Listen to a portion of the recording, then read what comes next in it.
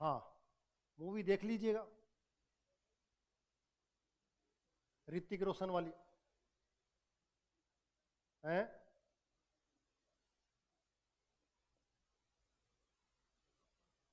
पहली चीज तो स्थिति कहां पर है?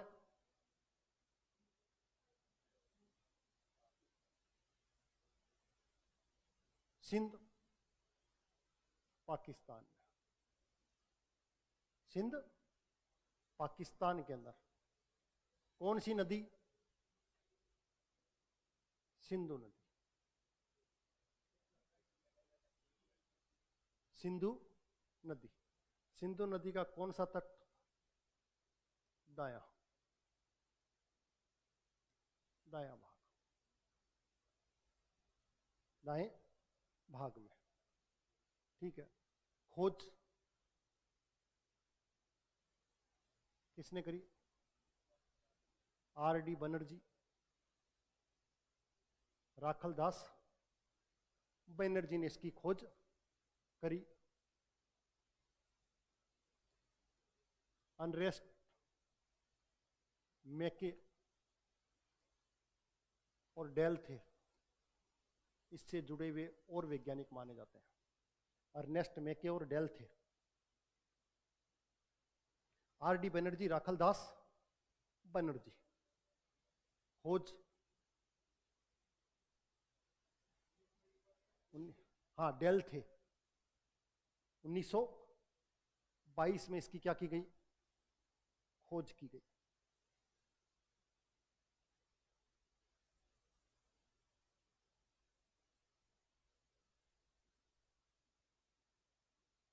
ठीक है। अब इसकी खासियत है, इससे एग्जाम्स में सबसे ज्यादा प्रश्न पूछे जाते हैं। उसका कारण क्या है कि एक तो जनसंख्या की दृष्टि से किसकी? सबसे बड़ा नगर, सबसे बड़ा नगर।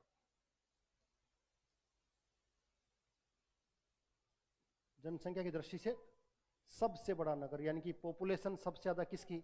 लार्जेस्ट पॉपुलेशन साइट कौन सी? मोहनजोदड़ो। पहली चीज। दूसरा, इस नाम का जो अर्थ होता है वो होता है मर्तकों का टीला। मर्तकों का टीला, यानी कि यहां पर बड़ी संख्या में यहां पर भी क्या मिले हैं? कंकाल मिले हैं। क्या मिले हैं?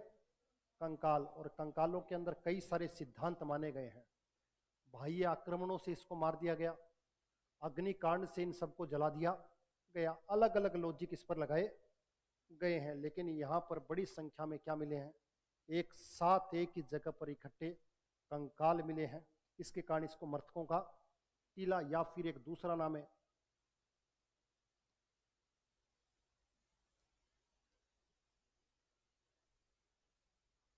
सिंध का बाग कहा जाता है इसको, गार्डन ऑफ सिंध। हाँ, वैसे तो मूल अर्थ तो वो ये क्या? मृतकों का टीला, एक तरीके से कब्रिस्तान, एक तरीके से कब्रिस्तान। क्योंकि बड़ी संख्या में यहाँ क्या है कि जब ये सभ्यता हो गई खत्म, तो ज्यादा से ज्यादा चीजें जो मिली है मुख्य रूप से उसमें कंकाल मिले हैं। क्या मिले हैं? हाँ, हड्डियां ज्यादा से ज्यादा मिली है। अब हड्डियां मिली हैं तो यहाँ पर हर जगह हड्डियों का कैलकुलेशन की जाती होगी कि यहाँ पर क्या मिली है। और यहाँ पर जो हड्डियां मिली हैं उसमें सबसे ज्यादा जो हड्डियां मिली हैं, यहां ध्यान रखना, बड़ी संख्या में जो कंकाल मिला उसमें प्रोटो ऑस्ट्रेलोइड प्रजाति की सबसे ज्यादा मिली है। प्रोटो ऑस्ट्रेलोइड प्रजाति के सबसे ज्यादा स्केलेटन मिले हैं। 4 प्रजाति बताई थी मैंने, तो यहां पर सबसे ज्यादा प्रोटो ऑस्ट्रेलोइड प्रजाति के सबसे ज्यादा स्केलेटन यहां पर देखने को मिले हैं। पहली चीज।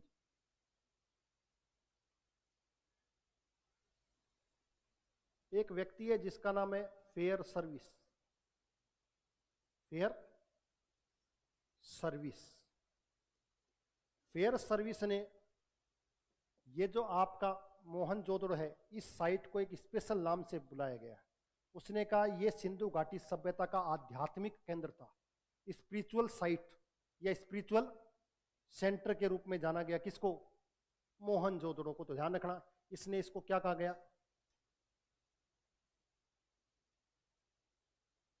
आध्यात्मिक या कई जगह अनुष्ठानिक केंद्र, स्पिरिचुअल। समझ में आ गया कि कहने का मतलब है था कि ये वो स्थल था इसके हिसाब से कि जहां पर लोग किसी धार्मिक आयोजन को करने के लिए आया करते थे। जैसे आज की तारीख में आप हरिद्वार जाते हो, तो हरिद्वार में सभी लोग अपने पूर्वजों की जिसकी भी डेथ हो जाती है उसकी अस्थियों को बहाने के लिए जाते हो। तो एक तरीके से वो हो गया। जैसे आप काशी विश्वनाथ, बनारस, तो एक तरीके से एक रिलीजियस पॉइंट हो गया। तो इसका कहना था कि ये एक तरीके से रिलीजियस सेंटर है। किसका? सिंधु घाटी सभ्यता का। अब ऐसा क्यों कह रहे हैं उसका एक कारण अलग है, मैं आपको बताऊंगा आगे। क्योंकि यहां पर एक स्विमिंग पूल मिला है। क्या मिला? स्विमिंग पूल मिला है। समझ में आ गया? उस स्विमिंग पूल के आधार पर यह कहा गया कि यहां पर कुछ न कुछ आध्यात्मिक अनुष्ठान रहा होगा और उसको करने से पूर्व नहाया गया होगा, और नहाने के लिए एक बकायदा एक जल की व्यवस्था की गई होगी। जैसे भी आज की तारीख में देखते हो तो ज़्यादातर आप पहाड़ों में कहीं भी जाएंगे तो आपको उसके साथ साथ पानी की व्यवस्था, किसी तालाब की, किसी कुंड की व्यवस्था की गई हो। उसका कहने का मतलब यही होता है कि जब भी आप मंदिर में प्रवेश करो तो शुद्ध साफ होकर प्रवेश करो, इसलिए वहां पर जल की व्यवस्था की गई होगी। तो यहाँ पर जो स्नानागार मिला है, क्या मिला है? स्नानागार जो मिला है, जो जिसे आप स्विमिंग पूल कह रहे हो, उसका मुख्य उद्देश्य यही रहा होगा, ऐसा अंदाजा लगाया जाता, और कुछ नहीं है। ठीक है। एक व्यक्ति है जिसका नाम है जॉर्ज मार्शल।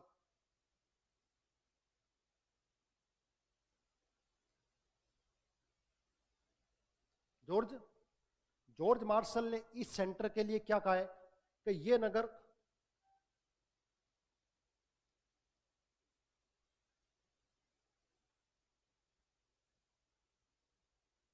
सात बार डूबा और 7 बार पुनः विकसित हुआ। 7 बार ये जलमग्न हो गया बाढ़ से, और 7 बार वापस इसका उत्थान या डेवलपमेंट हुआ। ऐसा बताने वाला कौन? George Marshall. ठीक है। हैं? हाँ, पता क्यों नहीं होगा? पता। ये बैठे बैठे थोड़ी ना होंगे भाई, ये सारे के सारे क्या हैं? वैज्ञानिक, आर्कोलॉजिस्ट हैं ये सारे के सारे, और अपने संसाधनों के द्वारा उन चीजों को ढूंढ रहे हैं और माइनर चीजों को ढूंढ रहे हैं और अपने हिसाब से अपना मूल्यांकन कर रहे हैं। समझ में आ गए? लेकिन लगाया तो केवल आइडिया ही जा रहा है, लगाया तो आइडिया जा रहा है। इसके आधार कुछ है। जॉन कैनेडी, कौन सा? जॉन कैनेडी ने इस स्थल पर एक बीमारी के सबूत की जानकारी दी है, मलेरिया। मलेरिया के साक्ष्य की जानकारी, मलेरिया होने की जानकारी दी गई। किसके द्वारा? जॉन कैनेडी के द्वारा। John Kennedy. ये 3 फैक्ट आपको पता होने चाहिए एग्जाम की दृष्टि से। मैं फिर बता रहा हूं। मोहनजोदड़ो स्थिति कहां है? सिंध में। कौन सी नदी? सिंधु। सिंधु के भी कौन सी साइड में? राइट साइड में। कौन साइड में? इस साइड में। ठीक है। इस साइड में आपको मिलेगा चहुंदड़ो। कौन सा? इसी साइड में आपको दूसरा पाकिस्तान की एक साइड मिलेगी, कोट दीजी। कौन सी? कोट दीजी। तो ये तीनों के तीनों स्थल सिंधु नदी के किनारे पर है। कौन कौन से? मोहनजोदड़ो, चहुंदड़ो और कोट दीजी। ये तीनों सिंधु के किनारे। इनमें से एक राइट साइड में है, दोनों लेफ्ट साइड के अंदर है। समझ में आ गया? तो चीज दिमाग में रखनी है, क्योंकि अपने 4 साइड्स मुख्य रूप से पढ़ेंगे। किसकी? पाकिस्तान की। कौन कौन सी? एक हड़प्पा, एक मोहनजोदड़ो, एक चहुंदड़ो और एक कोट दीजी। तो तीनों साइड से किस पर है? सिंधु नदी के। एक किस पर है? रावी पर। सबसे पहला स्थल हड़प्पा का कौन सी? अब रावी से याद रखना वो राइट हैंड में नहीं है। हाँ, रावी पे ध्यान रखना, वो राइट में ना होकर लेफ्ट में है, और मोहनजोदड़ो जो सबसे महत्वपूर्ण है वो राइट में है। वो किसमें? वो रावी पर ना होकर मुख्य नदी के किनारे है, जिसका नाम ही क्या है? सिंधु नदी। कौन सी? सिंधु नदी। इसको ध्यान रखिएगा। अब यहां से विशेषताएं क्या क्या है, तो विशेषताओं में लिखिए, हेडिंग डालिए।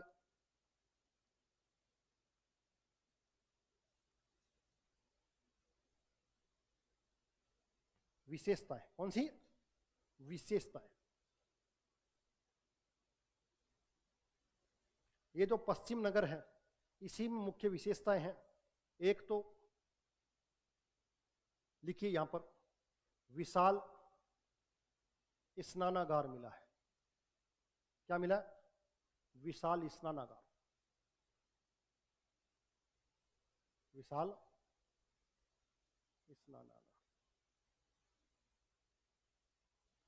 ठीक है, जिसकी दिशा उत्तर से दक्षिण है। उत्तर से दक्षिण दिशा में, उत्तर से दक्षिण की दिशा में। पहली चीज, इस स्नानागार को ये जो व्यक्ति है कौन? जॉर्ज मार्शल ने, इसने तत्कालीन समय का आश्चर्यचकित निर्माण बताया। तत्कालीन समय का आश्चर्यचकित निर्माण।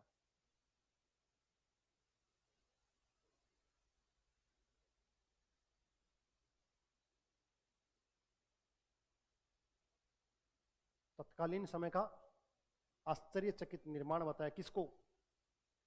स्नानागार को, एक तरीके से स्विमिंग पूल को।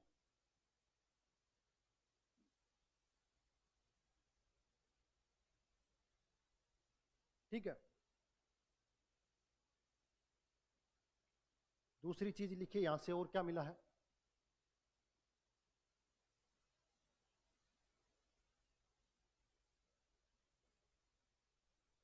अन्नागार। और अन्नागार भी कैसा? विशाल। और इसके बारे में कहा जाता है कि सिंधु घाटी सभ्यता की सबसे बड़ी इमारत या संरचना या स्ट्रक्चर है ये। समझ में आ गया? तो सबसे बड़ी संरचना।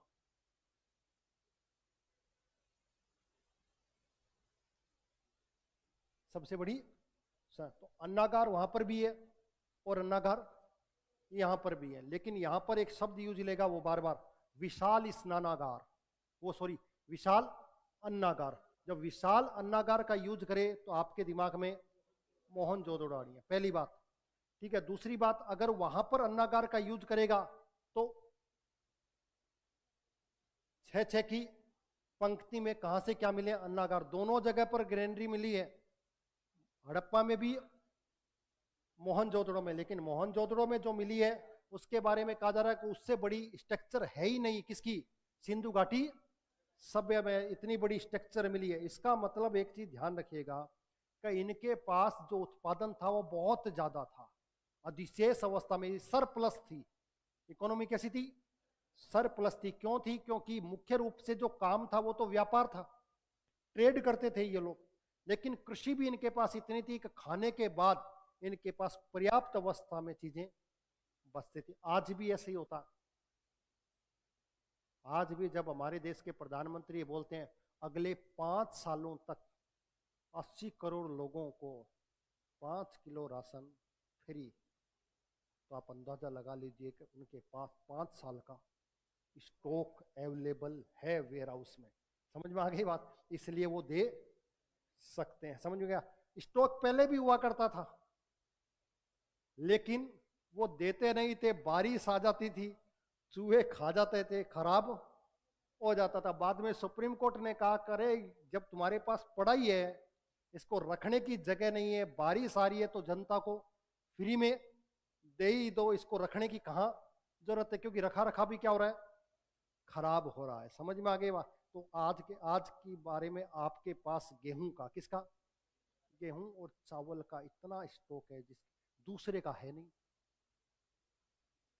आपको दालें मंगानी पड़ रही हैं, इंपोर्ट करनी पड़ी, आपको खाने का तेल इंपोर्ट करना पड़ रहा है। इसीलिए तो वर्तमान सरकार कह रही है उत्पादन कुछ और करो, लेकिन हमारे जो ट्रेडिशन किसान है, पिताजी भी यही करते थे, पिताजी के और उनके पिताजी भी यही करें अपने। तो अब आप अंदाजा लगो, जो जो बदलाव करता है वो बहुत ऊपर जा रहा है। बाड़मेर के अंदर अनार पैदा हो रहा है, किसमें? बाड़मेर के अंदर अनार पैदा हो रहा, बड़ी पर्याप्त मात्रा में। उसने अपने आप को परिवर्तित किया कि कुछ नई चीज का उत्पादन किया जाए। समझ में आ गया? वो आगे निकल जाए। और एक वही बारिश आएगी, बाजरा होगा, और अपने कहा तो ट्रेडिशन को बदलना पड़ेगा। लेकिन मनुष्य की प्रकृति है कि वो बदलाव नहीं चाहता, बदलाव नहीं चाहता। तीसरी चीज लिखें, एक पद्मासन अवस्था में एक त्रिमूर्ति मिली है। त्रिमूर्ति कौन सी अवस्था में? पद्मासन अवस्था में एक व्यक्ति पद्मासन अवस्था में बैठा हुआ है, उसके 3 सिर हैं। कितने? हाँ, ठीक है। तो इस 3 सिर वाले व्यक्ति को मार्शल, कौन? मार्शल कह रहा है कि ये प्रारंभिक शिव है, प्रारंभिक शिव की जानकारी दे रहा है। आद्य शिव, प्रारंभिक शिव जो आपके भगवान है, उसकी कहीं ना कहीं संकल्पना बता रहा है। कौन? मार्शल। एक पद्मासन अवस्था में बैठा व्यक्ति है। कल मैं आपको इनकी पिक्चर्स दिखाऊंगा यहां पर, ठीक है, जिससे आपके दिमाग में वो इमेज क्रिएट हो जाए, ठीक है। तो दिखाऊंगा त्रिमूर्ति, एक व्यक्ति बैठा है जिसके 3 सर हैं। कितने? 3 सर हैं। उसको मार्शल कह रहा है ये कहीं ना कहीं जो आपके भगवान है शिव, उसका प्रारंभिक रूप है। कैसा रूप है? प्रारंभिक। और इसके चारों तरफ जानवर बने हुए हैं। क्या बने हुए? जानवर, ठीक है। उसको याद रखिएगा, इस मूर्ति के चारों तरफ जानवर के चित्र हैं, जिसमें हाथी,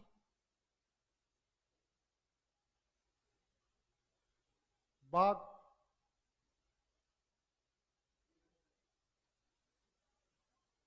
गैंडा, ठीक है, और इसके अलावा बैल। नीचे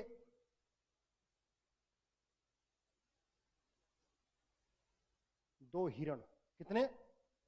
2 हिरण। समझ में क्या? तो कुल जानवरों की बात करें, किसकी? तो कुल जानवर तो 6, लेकिन टाइप्स की बात करें 5 टाइप्स। कितने? 5 टाइप याद रखिएगा। कौन कौन है? हाथी, बाघ, गैंडा और बैल। क्यों? क्योंकि यहां पर पता होगा आपको, सिंधु घाटी सभ्यता के लोग एक श्रृंगी बैल, एक श्रृंगी बैल, अगर फिल्म देखी हो ऋतिक रोशन वाली, तो उसके सपने में आया करता था, सपने में आया करता। तो अब इससे एक सींग वाला बैल तो होता नहीं है, आज की तारीख में एक सींग वाला गैंडा होता। कौन सा? गैंडा आपको देखने को मिलेगा, लेकिन इस तरह की बात आपको देखना। इसके अलावा एक राजा की मूर्ति मिली है, दाढ़ी युक्त। कौन सा? बियर्ड है उसके, और साथ साथ में उसने क्या ओढ़ रखा है? शॉल। हाँ, शॉल ओढ़ रखा है, दिखाऊंगा। एक समझौता हुआ था, अभी बताता हूं मैं आपको। राजा की कल दिखाऊंगा इसको भी। अब यहां पर साथ रखना एक है, हाँ दिखा देंगे, ठीक है। इसके बाद देखिएगा, यहां पर एक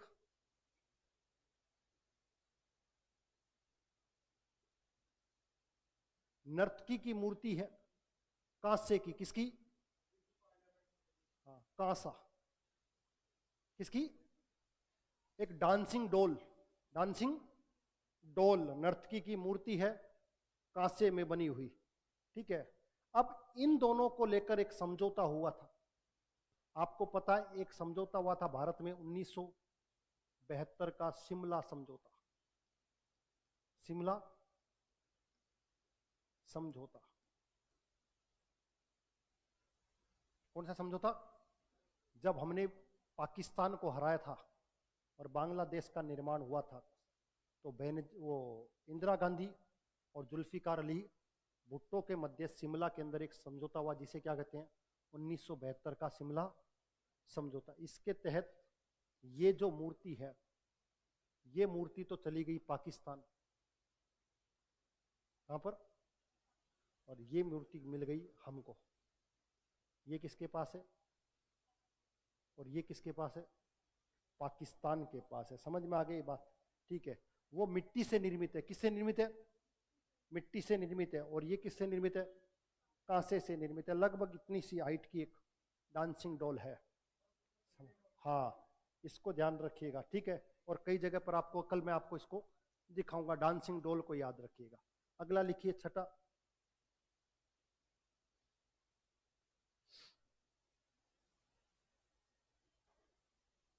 स्वस्तिक चिन्ह की जानकारी मिली है। स्वस्तिक के चिन्ह की जानकारी मिली, यानी कि एक तरीके से स्वस्तिक मिला है।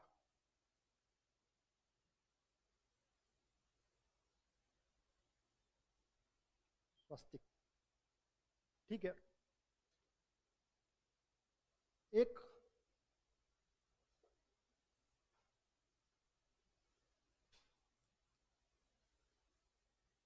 हाँ, सड़क या राजमार्ग की जानकारी मिली है। मेगा हाईवे कहते हैं लगभग 10 मीटर चौड़ा। कितना, आप लगा दो 10 मीटर, उस समय लगभग 33 फीट। कितना, 33 फीट के समझ में आज सोच कर देख सकते हो का उस समय की सड़क की जानकारी। तो मैं कह रहा हूँ इनका आर्किटेक्चर, इनकी प्लानिंग, सब कुछ बहुत जबरदस्त था। इसके अलावा यहाँ से जनतंत्र के साक्ष्य भी मिले हैं। किसके, यानी कि यहां पर कहीं ना कहीं डेमोक्रेसी की जानकारी मिलती है। डेमोक्रेसी की जानकारी यहां से मिलती है। एक कॉलेज मिला है, महाविद्यालय भवन।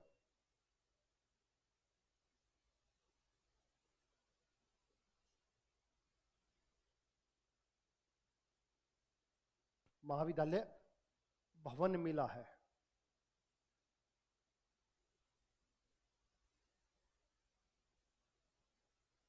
असेंबली हॉल मिला है।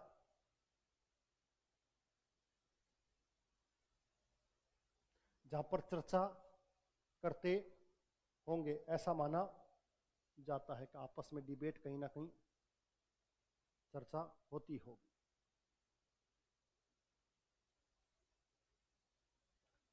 सूती कपड़े में लिपटा हुआ चाकू मिला है।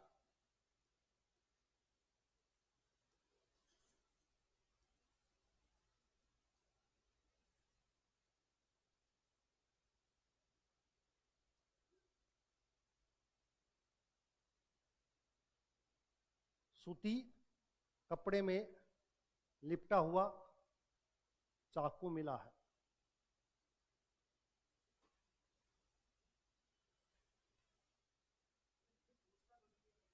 कुछ भी पूछ लेता है, कोई भरोसा नहीं है। कुषाण कालीन स्तूप मिला है, टॉम एक तरीके का। वो ये ना पूछकर चाकू नहीं पूछे, वो सूती वस्त्र के साक्ष्य कहां से मिले। कॉटन की जानकारी तो पूछ सकता है। कपास को सिंडन कहते थे, किसको, आगे जब लास्ट में मैं विशेषताएं लिखाऊंगा आपको ओवरऑल कि धर्म कैसा था, समाज कैसा था, राजनीतिक व्यवस्था कैसी थी, मकान कैसा बनाया जाता था, वो एक ओवरऑल विशेषताएं। तो सिंडन कहते थे किसको, कपास को। इस समय की जानकारी आपको मिली है, तो सूती कपड़े में। इसके अलावा इतना आपके लिए मुझे लग रहा है काफी हो जाएगा, इससे ज्यादा आपको याद करने की जरूरत है नहीं है, ठीक है। हाँ, परेशान मत हो, दुखी मत हो। देखिए बात कर रहे हैं किसको लेकर, मोहनजोदड़ो को। स्थिति कहाँ है, सिंध में। किसमें, सिंध में, सिंधु नदी के दाएं तरफ, राइट साइड में। किसमें, राइट साइड में। खोज किसने करी, आर.डी. बनर्जी ने। कब करी, अर्नेस्ट मैके और डेल थे इससे जुड़े हुए हैं। पहली चीज, जनसंख्या की दृष्टि से सबसे बड़ा नगर इसको माना जाता है। आज की तारीख में एरिया वाइज भी बात करें तो राखीगढ़ी जो है, राखीगढ़ी जो सबसे बड़ा है, उसके बाद सेकंड नंबर पर एरिया में भी कौन आता है, मोहनजोदड़ो आता है, ठीक है। मर्तकों का टीला या सिंध में उपस्थित है, ये कहां पर है? सिंध प्रांत में, इसलिए इसको क्या करा है? सिंध का बाग या सिंध का नकली स्थान भी इसको कहा जाता है। सबसे ज्यादा प्रजाति के क्या मिले हैं? कंकाल मिले हैं। कौन सी? प्रोटेओस्टेरॉइड। समझ में आ गया? यहां पर कुछ हड्डियों पर निशान मिले हैं। हाँ, तो ऐसा माना जाता है कि बाह्य आक्रमण के कारण ये स्थल क्या हो गया? समाप्त हो गया, ऐसा माना जाता है। फेयर सर्विस ने आध्यात्मिक केंद्र कहा है, किसके कारण कहा है? यहां पर मिलने वाले स्विमिंग पूल के कारण। यहां पर मिलने वाले, क्योंकि स्विमिंग पूल के कारण यह कहा जा रहा होगा कि यहां पर कुछ न कुछ बड़ी आध्यात्मिक क्रिया होती होगी, ठीक है। दूसरा, जॉर्ज मार्शल क्या करें? 7 बार ये डूबा है, 7 ही बार वापस डेवलप हुआ है। और तीसरा, जॉन कैनेडी मलेरिया।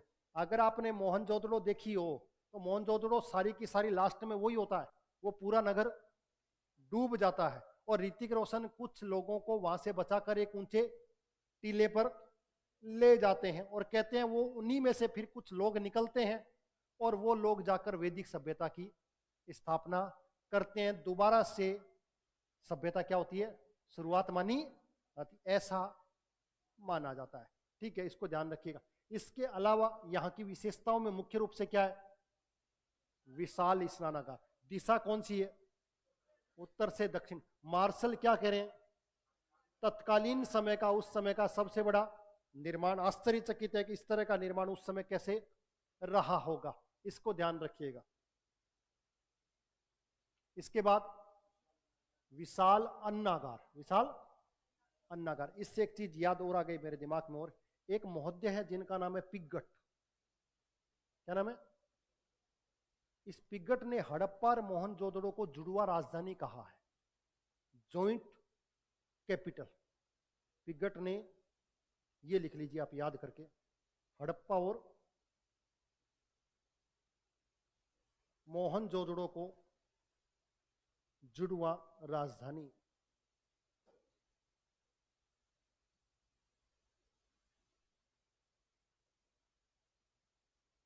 जुड़वा राजधानी कहा है। एक्चुअली में यहां पर जो लिपि यूज की गई, मैं आपको विशेषताओं में बताऊंगा। एक्चुअली में उस लिपि को आज तक पढ़ा नहीं गया, लिपि को पढ़ा नहीं गया, क्योंकि उसमें जो लिपि है ना, उसमें लिपि की जगह पर कुछ अक्षर नहीं है। उसमें जो लिपि यूज की गई है उसमें सब जगह पर चित्र बनाए गए, समझ गया? इसलिए उसको फिक्टोग्राफी, कौन सी? फिक्टो या चित्राक्षर लिपि के नाम से जाना। अब उन चित्रों का क्या मतलब है, ये समझ से परे है। अगर उनका मतलब समझ में आ जाए तो हो सकता है सिंधु घाटी सभ्यता के बारे में और हमको जानकारी मिल जाए, लेकिन आज तक उसको पढ़ा नहीं गया है कि उसके अंदर किस लिपि का प्रयोग किया गया। एक त्रिमूर्ति है, कौन सी है? एक व्यक्ति पद्मासन अवस्था में बैठा हुआ, उसके 3 सिर हैं और मार्शल उसको क्या कह रहा है कि ये प्रारंभिक शिव है। प्रारंभिक शिव की, आद्य शिव की इसकी कल्पना की गई है। उसमें कुल कितने जानवर हैं? 5। कितने? 5। समझ में आ गया? और उनकी कुल संख्या कितनी है? 6। इसको याद रखेगा। एक राजा की मूर्ति है, दाढ़ी युक्त, और उसने शॉल ओढ़ रखा है। कौन सा? शॉल ओढ़ा, खंडित है। कैसी है? खंडित है, उसको ध्यान रखेगा। एक नर्तकी की मूर्ति है, ठीक है, डांसिंग डॉल। कौन सी और कैसी है? किसकी बनी है? कांस्य की बनी है। उसके अलावा शास्त्रिक की जानकारी आपको यहां से मिलती है। उसके अलावा सड़क, राजमार्ग, हाईवे, उसके अलावा जनतंत्र के साथ, उसके अलावा कॉलेज, असेंबली हॉल, इतने से अपना काम चल जाएगा। इससे ज़्यादा परेशान होने की जरूरत नहीं है। पहले कल आते ही थोड़ा सा 5-10 फैक्ट पूछ लूँगा। अगर आप सब सुना दोगे तो ये दोनों टॉपिक क्लियर हो जाएंगे, क्योंकि 10-10 लिखवाए होंगे, 10-10 आप बता दोगे तो सुनकर भी याद हो जाएगा। तो कृपया करके कल क्या करके आए? याद करके आए। अब तक तो जो चल रहा था वो मॉडर्न तो गई सो गई, एंशिएंट को तो बचा कर रख लो। किसको? हाँ, क्योंकि मॉडर्न पे तो मुझे लग गया तुमने सरेंडर कर दिया। पेपर होगा जब पता लग जाएगा। तो पेपर इस वीक में है, बस इतना ही बता चुका हूं। इस वीक के अंदर पेपर होगा, ध्यान रखिएगा, ठीक है। और फ्रीडम स्ट्रगल को ज्यादा पढ़िएगा। किसको? क्योंकि हो सकता है मैं सारा पेपर उसी में से दे दूं, क्योंकि ज़्यादातर क्वेश्चन उसी में से पूछे जाते हैं। तो फ्रीडम स्ट्रगल के ऊपर फोर्स करिएगा। ठीक है, आज के लिए धन्यवाद।